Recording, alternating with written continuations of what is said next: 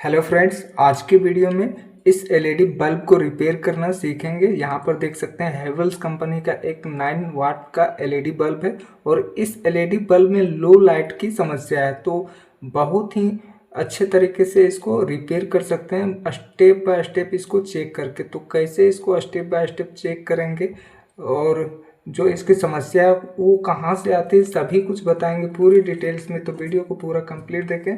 तो चलिए इसको यहाँ होल्डर में लगाते हैं। तो यहाँ पे होल्डर में लगाते हैं, यहाँ पर देख सकते हैं ये जो एलईडी लाइट है ग्लो तो कर रही है लेकिन लो लाइट में ग्लो कर रही है।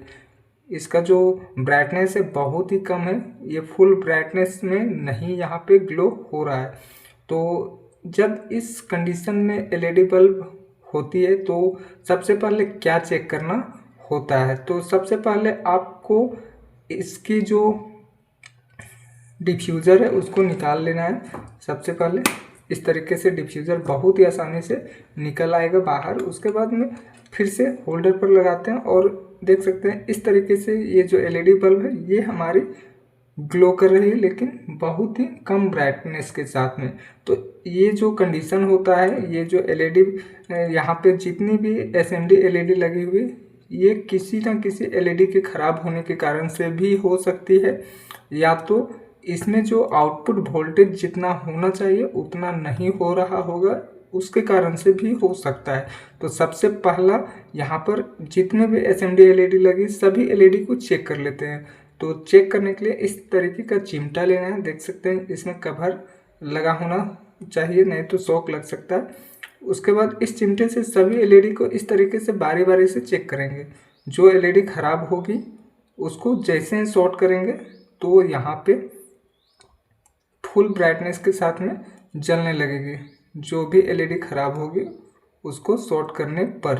तो देख सकते हैं यहाँ पे सभी एलईडी हमने यहाँ पे चेक कर लिया है। अब दूसरे साइड की एलईडी को चेक करते हैं। तो देख सकते हैं अभी भी नहीं जला फुल ब्राइटनेस के साथ में। इसको चेक करते हैं, ये भी सही है, ये भी सही है और ये एलईडी देख सकते हैं ये भी बंद हो जा रही है। तो इसका मतलब यहाँ जितने भी एसएमडी एलईडी लगी है सभी एलईडी हमारी सही है।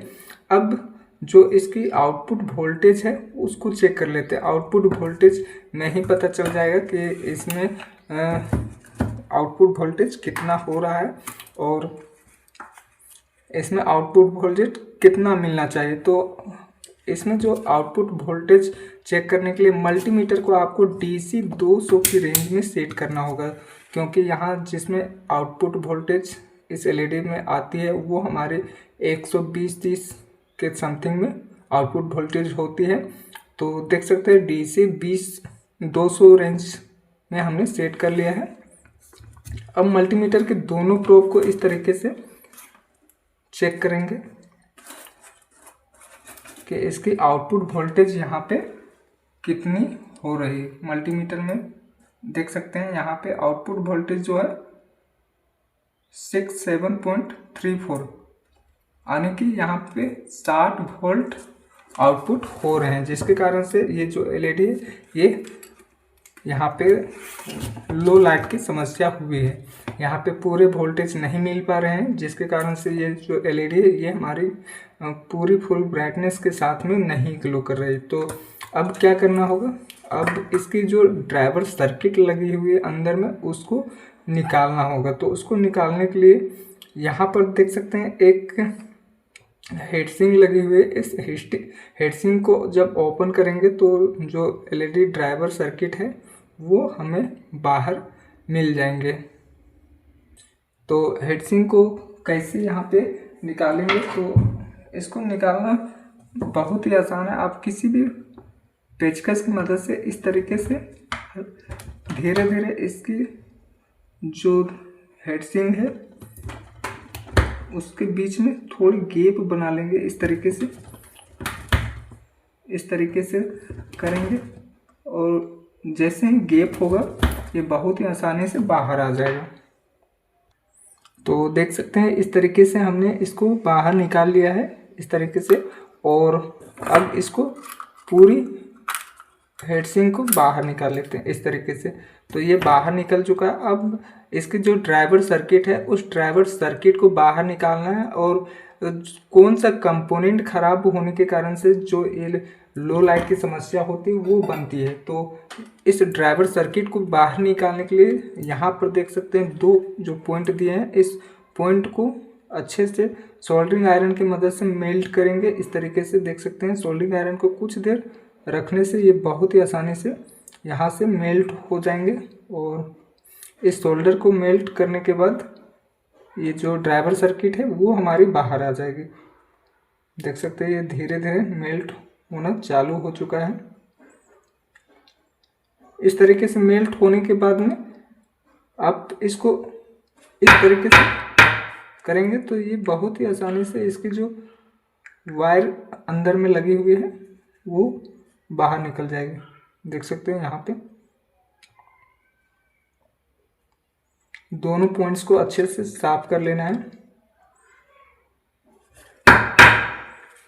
देख सकते हैं जितने भी सोल्डर यहाँ पे लगे हुए थे सभी यहाँ पे हट चुके हैं।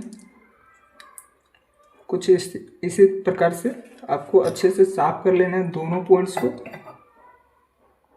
इस तरीके से अच्छे से साफ करने के बाद में देख सकते हैं ये हमारा जो ड्राइवर सर्किट है ये बाहर निकल चुका है। और बाहर निकालने के बाद में देख सकते हैं यहाँ पे 2 यहाँ पे फिजिबल रेजिस्टेंस लगा हुआ है। किसी किसी एलईडी ड्राइवर सर्किट में एक ही फिजिबल रेजिस्टेंस रहता है और एक में वायर कनेक्ट किया हुआ रहता है, लेकिन इस ड्राइवर सर्किट में 2 फिजिबल रेजिस्टेंस लगा हुआ है। उसके बाद में देख सकते हैं एक यहाँ पे इलेक्ट्रोलाइट कैपेसिटर लगा हुआ है जिसकी वैल्यू यहाँ पे दिखाना चाहेंगे।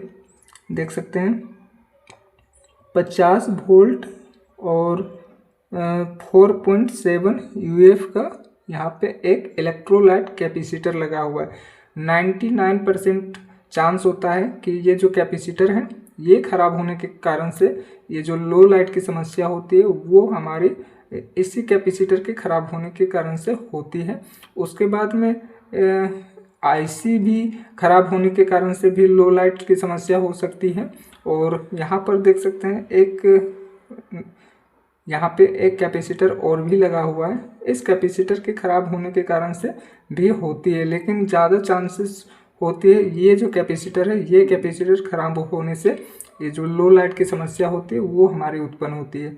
तो इस कैपेसिटर को जब अच्छे से देखेंगे तो यहाँ पर देख सकते हैं जो इसकी रबड़ होती है अंदर साइड में देख सकते हैं ये यहाँ पे निकली हुई है। इसका मतलब ये जो कैपेसिटर है ये फूल चुका है जिसके कारण से लो लाइट की समस्या बनी है। तो चलिए इस कैपेसिटर को चेंज करते हैं, उसके बाद देखते हैं कि हमारी जो लो लाइट की समस्या वो दूर होती है या नहीं। तो चलिए इस कैपेसिटर को यहाँ से निकाल लेते हैं और सेम वैल्यू का कैपेसिटर यहाँ पे लगाना होगा। यहाँ पे आप इस कैपेसिटर को बहुत ही आसानी से यहाँ से निकाल सकते हैं इस तरीके से। तो दोनों पॉइंट्स को अच्छे से यहाँ पे हमने साफ कर लिया और इस कैपेसिटर को जब आप निकालेंगे तो यहाँ पर देख सकते हैं इस कैपेसिटर को उल्टा नहीं लगा सकते, उल्टा लगाते हैं यदि तो ये कैपेसिटर लगाते ही ख़राब हो जाएगा। तो देख सकते हैं ये जो मार्क बना हुआ है ये हमारा कैपेसिटर का नेगेटिव टर्मिनल यहाँ पे कनेक्ट होगा और यहाँ पे जहाँ कुछ भी नहीं दिया है इस पॉइंट में यहाँ पे पॉजिटिव जो लेग है कैपेसिटर की वो यहाँ पे कनेक्ट होगी। देख सकते हैं यहाँ पे लिखा हुआ भी है इस बोर्ड में, बहुत सारे बोर्ड में नहीं रहते हैं लिखा हुआ, देख सकते हैं पॉजिटिव और ये नेगेटिव।